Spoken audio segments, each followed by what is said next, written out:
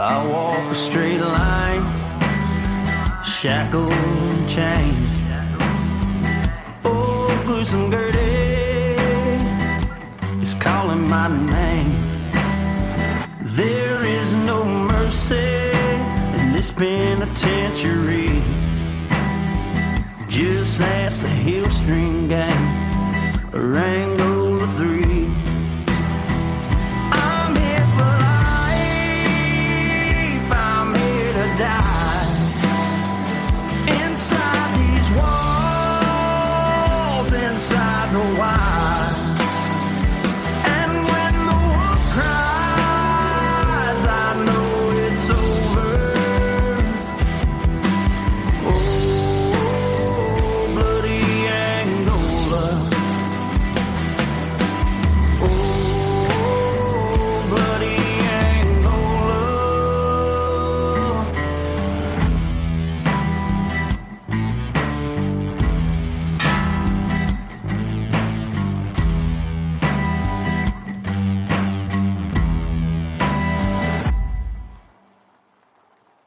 Hey everyone, and welcome back to Bloody Angola, a podcast 142 years in the making, the complete story of America's bloodiest prison. I'm Jim Chapman, and y'all, when this is being recorded, Woody is still out of town, so I'm going to be solo today, and I've got a great story to bring you, and this is on an escape. Of course, we've told you many times in the past on Bloody Angola that it's probably one of the most difficult prisons to escape from. And the reason for that is not necessarily the wire that you have to, cross and the guard towers that you have to run past with shotguns pointed at you and authorization to shoot to kill. Primarily, it's because of the size, 18,000 acres in size, and that terrain is rugged. You have the Mississippi River, which is very dangerous to cross, and all those sorts of things. You have the wolf dogs that we've told you about in the past. So it's not a prison that you hear people even attempt to escape from often, but to escape and then get away for a length of time is almost unheard of in Angola. But we're bringing you a story here on an escape where that happened. This individual's name was Joe Williams, and I'm going to jump right into it and tell you it was a hot June day in 1976 in Camp H, and we've told y'all many times that Angola is separated into camps, and this was Camp H, and a large group of prisoners, they were hiding out at the camp, and they were drinking what's known as shroom tea or mushroom tea. But they call it shroom tea around here, and it's basically a liquid that is produced by poisonous mushrooms. And I'm not speaking, trust me, I'm not speaking from experience here, but it will apparently make you hallucinate and do all kinds of crazy things, make you see the spirit horse. It was common for these prisoners in 1976 to partake in mushroom tea, and Joe Williams being amongst them. Now, after drinking the tea, Joe heads over to the chow line. He gets his food, and apparently when you drink this mushroom tea, you kind of lose your appetite, so he wasn't really hungry, but he started getting really paranoid. He started focusing on, basically his condition in life and how he's been in Angola at that time for over 25 years. And he just kind of lost it in his mind, according to him. And he started thinking about the correctional officers and the harsh treatment they were giving him, and just absolutely goes nuts on the inside. He's not showing any of this on the outside. So he leaves the chow hall and he goes to the maintenance shop. And he goes up to one of his friends and he tells him, I'm going down to the river right now. So his friend, which was a 23-year-old inmate by the name of Danny Ordner, he says just what you think he would say in this situation. I'm going with you. Now, Joe had been a trustee for over 17 years at this point. And we've told you about trustees. They get more of a run of the prison than anybody else. To be a trustee, your good behavior has to be off the charts pretty much. And with that trustee status, they're not as scrutinized. They're not watched as much. And Joe had that reputation. And so nobody was ever really concerned about him attempting an escape. But this particular day, and a little bit of mushroom tea, and that's just what he did. So Danny goes with Joe, and they leave the camp, and they head towards what's known as Angola's Sugar Lake, which is a fishing lake on Angola's property. And that wasn't even necessarily uncommon. Joe did that a lot. The correctional officers were used to seeing him go to do that. So none of that was really weird. It's about a mile and a half from Camp H. So when Joe strolled out of the camp and Danny was behind him, walking with him, it was about 5:00 p.m. and he's heading towards that lake. Some correctional officers spotted him, but they didn't really think anything about it. The pair even passed some officers, and as they passed him, they said, "Hey, we're heading down to the river." But the officers, they laughed. They thought he was joking around. They're like, "All right, Joe, that's cool." So he walks past them and told them exactly what he was going to do. So Joe had an inmate friend, and he actually had made a homemade pirogue. And if you're not from Louisiana or you don't know what a pirogue is, it's a wooden boat that is very, very popular in Cajun country. It's made completely out of wood, I guess would be the way to describe it. And they're small. They can typically fit, a couple of people, but they do real well in the swamps of Louisiana because it can navigate that water really easily. So it was a homemade pirogue that was in Sugar Lake, and so that's where they went first. And they grabbed that pirogue, and they actually carried that pirogue an additional 1.5 miles to the bank of the Mississippi River.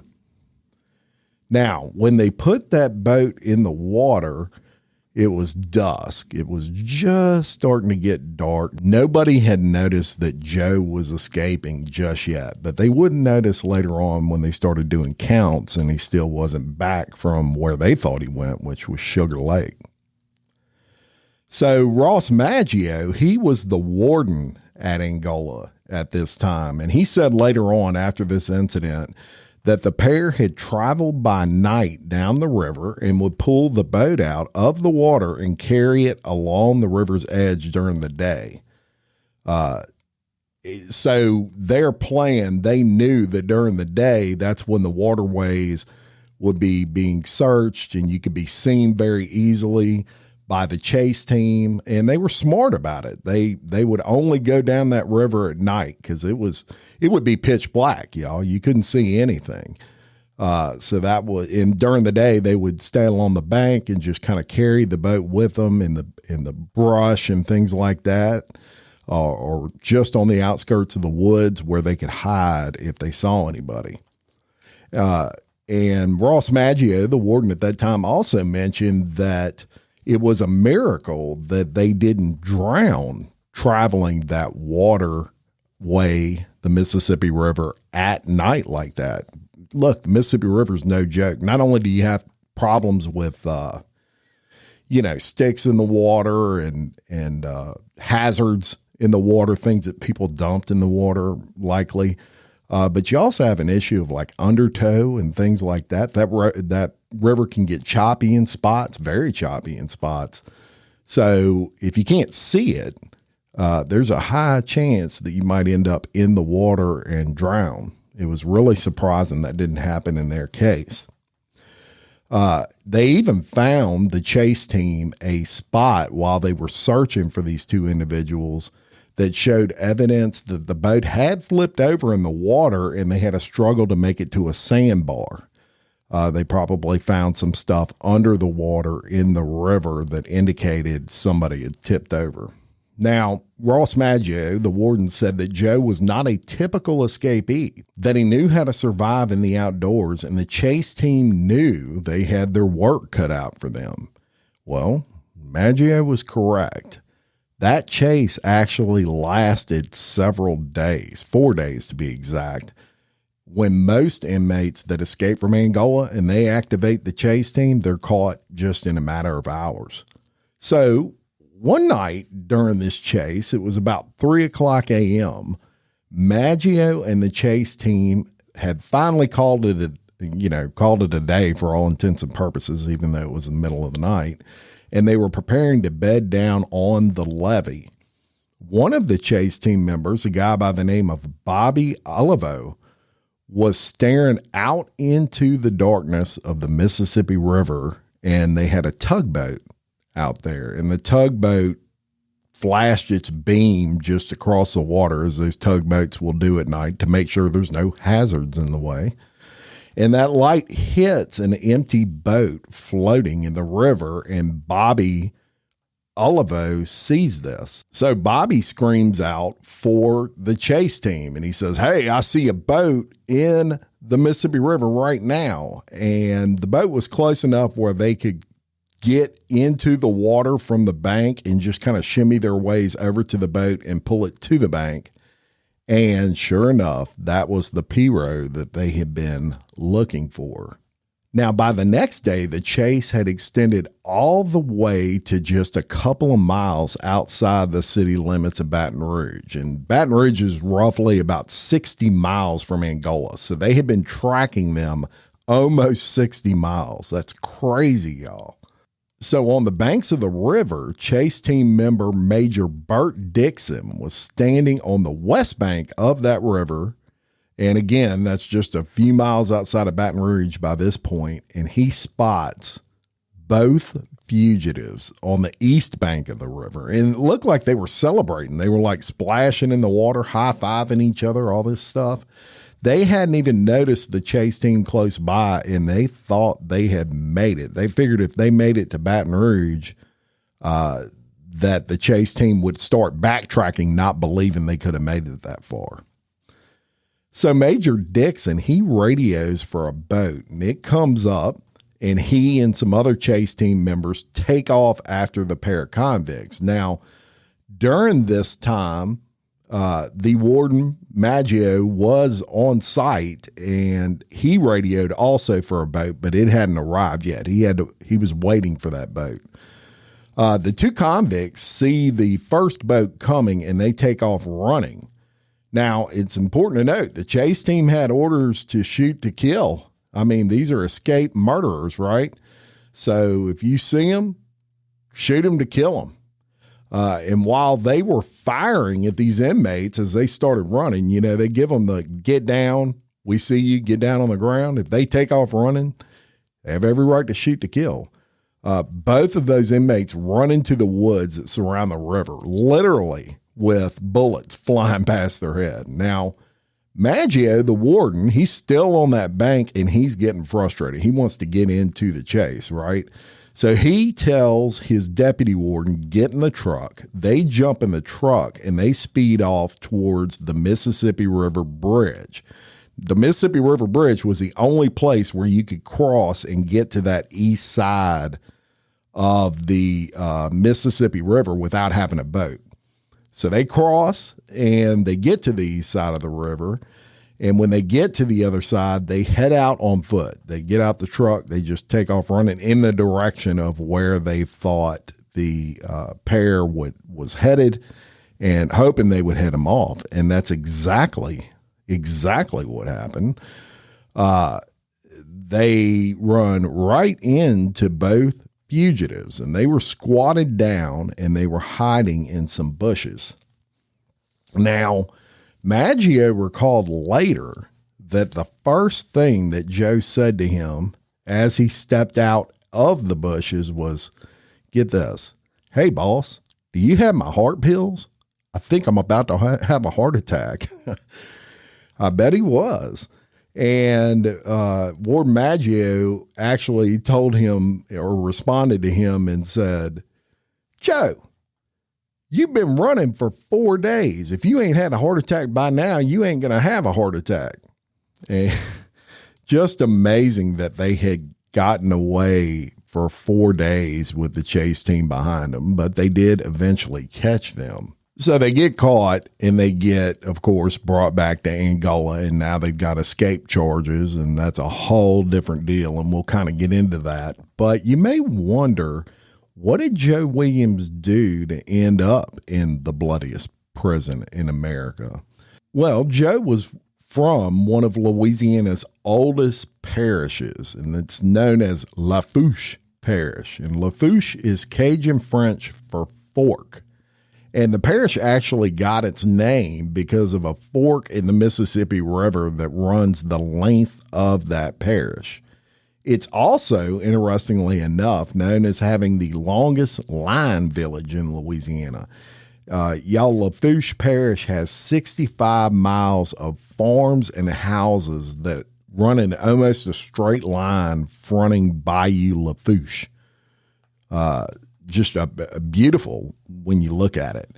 Now, Joe Williams, he was born in Madisonville, Louisiana in 1926, but he was actually raised in Golden Meadow. And Golden Meadow is a very popular still to this day, fishing community in Lafourche Parish. You can fish for speckled trout and things like that in Golden Meadow, and it actually will lead you out into the Gulf of Mexico.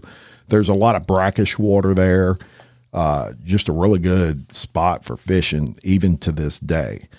Now, that area of Louisiana at that time was almost completely comprised of Indian tribes. There were various Indian tribes in that area.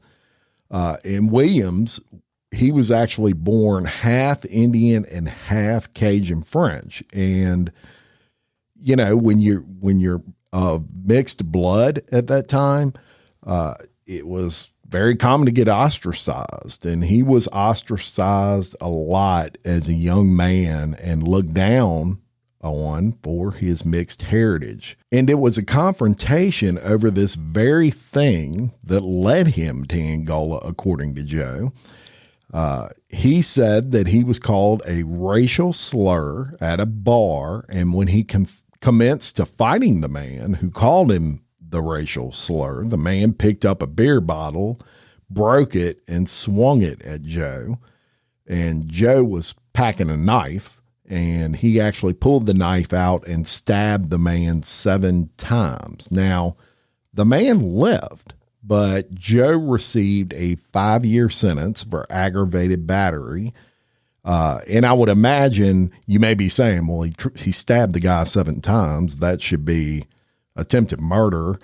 And I wouldn't necessarily disagree with you. I would imagine in this case, there was no dispute that the guy broke the beer bottle and was trying to kill Joe. So there's an argument there, and it will come into play later on. So remember this. There's an argument there that Joe was defending himself and that he stabbed the guy in self-defense. Now, he stabbed the guy 7 times. That's a lot of self-defense, but I don't know the situation. Maybe he was stabbing the guy and the guy kept coming. The man did live, though. He goes to Angola for that 5-year sentence. At that time, it was 1946, and he was 19. So in 1949, he actually got paroled. So he served 3 years of that 5-year sentence. And that kind of tells me that having only served 3 years, he probably had a lot of good behavior time, almost a day for a day at that point. And so they released him early. So he must have been a model prisoner at Angola during that sentence. So he gets out, he goes back to Golden Meadow, and he meets a girl. And this girl was half Cajun and half Spanish. And so they had some things in common with being ostracized and things like that. And they fall in love, they get married. And in short order, they have 2 kids. I mean, it was like 9 months, she has a kid. 9 months later, she has another kid. And she actually gets pregnant for a 3rd kid before they were even married 3 years. So Joe's, in his mind, he has a lot of pressure on him. and he decides he's going to commit a burglary of a home.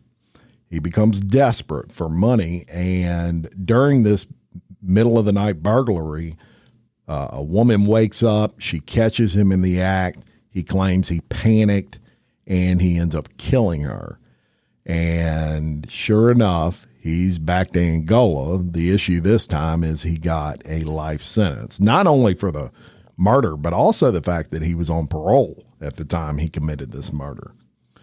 So he arrives at Angola for that second stint on May 7th of 1951. And this is just 3 months, y'all, after the Hillstring Gang fiasco in Angola. So if you haven't heard that episode, go way back to season 1. I think it's the 4th or 5th episode on season 1. Heck, it might even be earlier than that. But the situation where the inmates were protesting the just awful conditions in Angola during that time, and they cut their own Achilles tendons in protest and to bring awareness of that horrible treatment, that was just 3 months before he got there. So that tells you how crazy Angola was during that time. So he arrives at Angola, and it was pretty rough, as you would expect when he got there. It was definitely the bloody years. He got beaten often. He got in fights with everybody from, correctional officers to inmates, you name it. But he survived, and he actually worked out in the cane fields without complaint, and it looks tough, man. It's Louisiana. You're cutting cane, one of the hardest things you would ever have to do. Middle of the summertime, you're talking about 100-degree plus weather, and you're out in the sun all day. This is back in the time where they didn't care if you fell out in the field and died, right? So he doesn't complain at all. He's out there. He's just doing the work he's expected to do. And the Angola and the correctional officers there, they take note of this, and they kind of reward him in their mind for this. And a year later, he was made a convict guard. And we told you about convict guards in the past. They are essentially correctional officers, but they're convicts, and they have shotguns, and they sit on a bluff, for example, and they're looking over the field as these guys are working. And they have just as much authority as the correctional officers to shoot to kill. The great thing about being a convict guard was you got out of work. Basically, you could sit on a 5-gallon bucket all day and just watch prisoners. These convict guards, they also worked the cell blocks. So they were the bosses without actually being the bosses, right? The problem with convict guards is they were also looked at. If you were a black convict guard, the other black prisoners would accuse you of being an Uncle Tom and a rat and all those sorts of things, and they would try to humiliate you for this if they could get away with it. And Joe, he kind of had some difficulty dealing with this. So 2 months later, he goes to the correctional officers, and he said he wanted to quit the job. The problem with that was the guards in Angola, they didn't have enough. So him quitting the job throws the correctional officers in a bind. It throws the administration in a bind. So he actually got punished for quitting that job. And his punishment for quitting was he was sent to the Red Hat cell block and was actually confined to solitary for 8 days. And after those 8 days, he got sent back into the fields. And he actually cut cane for another 4 years. And at that point, he was sent to the cotton fields. And he had said later on in life that he found that slightly easier than cutting cane. So he preferred the cotton fields over the cane fields. Now, all told, he spent 10 years working in the fields. Now, Joe became what you would consider a model prisoner at Angola. And eventually it was his escape attempt that kept him from receiving any type of clemency. He had filed for clemency several times. and had gotten denied by the parole board because of that escape attempt. When you try to escape, whether you're drinking shroom tea or not, it's going to make it real difficult for you to ever get clemency or anything like that, or considerations for release. But that would all change in the mid-'80s. They started looking at his case and they found some issues with it. Not saying he didn't do it, but they found some issues in the way in which he was prosecuted. And they were really working through all that. And during that process, he actually applied for clemency again. And look, this guy had a spotless, outside of the escape attempt, he had like a spotless record at Angola and was considered a hard worker. And he was well liked by the wardens and the correctional officers and things like that. And on May 14th of 1986, then Governor Edwin Edwards signed a clemency form that actually commuted Joe Williams' sentence to time served, and he was released from Angola. This was 35 years after he arrived for that second stint. And that, y'all, is the story of Joe Williams. And I thought that was pretty cool when I was reading it. It's rare, y'all, that you find escape information. They don't want that out there. You know, obviously the Angola, any penitentiary doesn't want escape articles written and things like that, because it may contain information on how other prisoners can escape. And plus it's, you know, you never want anyone to escape from your prison. It doesn't put you in the best light when they do. But in this case, that's what happened. I thought that was a pretty amazing story. I hope you enjoyed it. Just a couple of other things that I want to make you aware of. And look, when there's news out there concerning Angola that's current news, we like to kind of report on that. So there was a press release recently that 13 members of a drug trafficking conspiracy involving Louisiana State Penitentiary inmates and former Angola guards have been sentenced to federal prison. I want to read you that. United States Attorney Ronald Gaith announced the sentencing of 13 individuals by Chief Judge Shelley Dick in connection with an extensive federal, state, and local investigation aimed at a large-scale cocaine, heroin, marijuana, and methamphetamine trafficking network based in Louisiana State Penitentiary in Angola, with suppliers in East Baton Rouge Parish and Colton, California. So Michael Augustine, who was 44, of Erath, Louisiana, was sentenced to 51 months of prison following his conviction. Arthur Badsadua, who was 44, of Angola, Louisiana, was sentenced to 192 months of imprisonment. And it doesn't list, just real quick, I'm going to go through their names. It doesn't list who was a guard and who wasn't. If it says Angola, Louisiana, it was either a correctional officer or an inmate. I can tell you that. Manuel Cadena, 44, of Hesperia, California, was sentenced to 48 months in prison. Michael Cadena, 33, also of California, was sentenced to 48 months of prison. Jeffrey Day, 38 years old, was sentenced to 57 months in prison. DeAnthony Ford, 37, of Angola, Louisiana, 151 months in prison. Joshua Gonzalez, 40, of Angola, was sentenced to 72 months. Jared Graham, 34, of Angola, was sentenced to 126 months. Xavier Johnson of Baton Rouge, he was 39, was sentenced to 80 months in prison. Dudley Melanson, 35, of Angola, was sentenced to 72 months of prison. Ishmael Ocha, 37, of California, 90 months in prison. Kevin Narcisse, 38, of Angola, 60 months in prison. Nelson Tippin, 44, of Angola, 48 months in prison. So those sentencing stipulations were just handed out by the judge, and those guys are all going to prison. So you wonder And we get asked a lot how these drugs get into prison. Well, there you go. They just busted a whole network of them, and I believe more to come on that.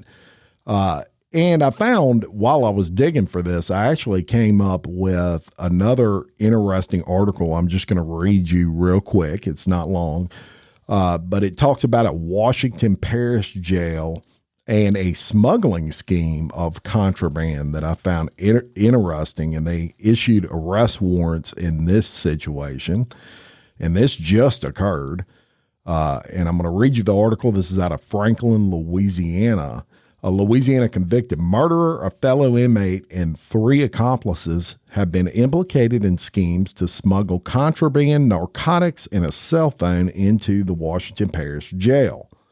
The sheriff's office in Washington Parish has obtained arrest warrants for the 5 individuals after an intercepted package and monitored conversations revealed the smuggling conspiracy. Trayvon Washington was convicted March 1st of murdering 23-year-old Zyke Barker and was the intended recipient of one package that jail guards intercepted. The 22-year-old Hammond man received a mandatory lifetime prison sentence for that murder on April 8th, so just recently.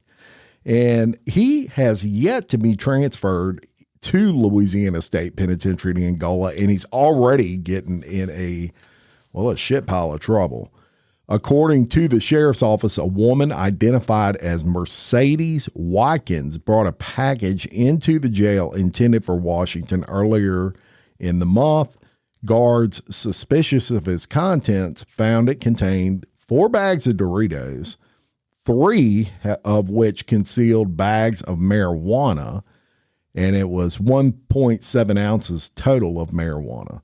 The package also contained 3 jars of peanut butter in which a flip-style cell phone, as well as some drug tablets, hydrocodone actually, and smoking tobacco had been hidden inside the peanut butter.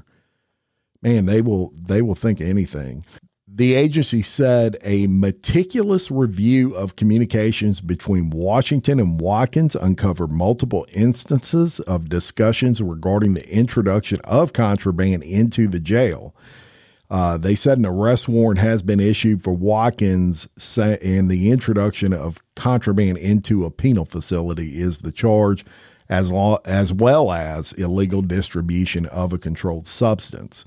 The sheriff's office said during its interview of communications, similar conversations were also observed between an inmate named Kiana Jackson and accomplices Duran Smith and Rayburn Harvin during a jail smuggling plan.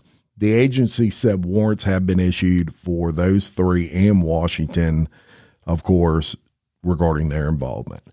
Jackson, 23, saw his bond increase to $160,000 as he awaits trial on charges of being a felon in possession of a firearm. So there's many ways in which they smuggle things into these prisons, and maybe we'll bring you a story soon on just specifically on some instances of things being smuggled into Angola. I think that would be interesting. Look, we want to thank, and I mean really want to thank, all our patrons right now more than ever.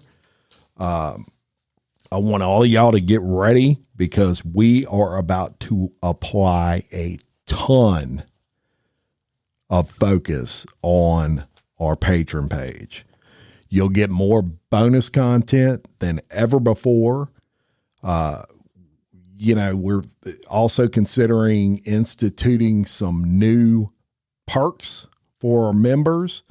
If you are a member of our warden team, I got some stuff coming out for you. We've had some issues lately with some things that we had ordered to send specifically our quarterly gifts to our highest tier patrons, which is our warden team members.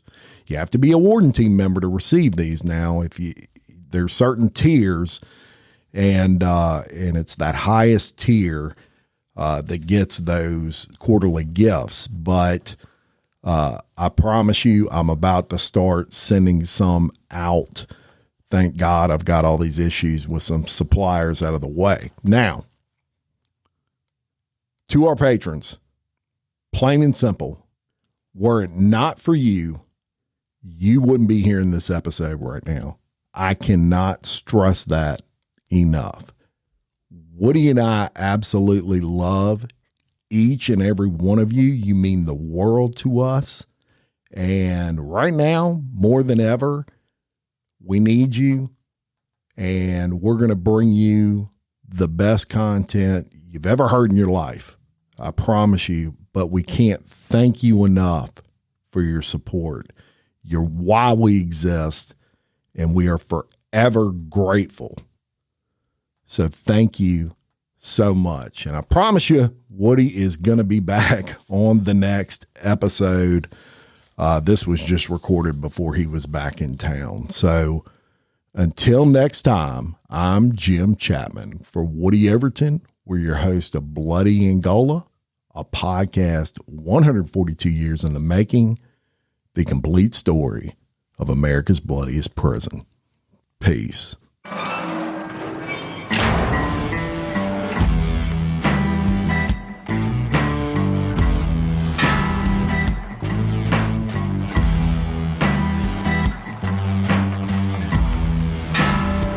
I walk a straight line, shackled and chained. Oh, gruesome Gertie is calling my name. There is no mercy in this penitentiary. Just ask the Hillstream gang.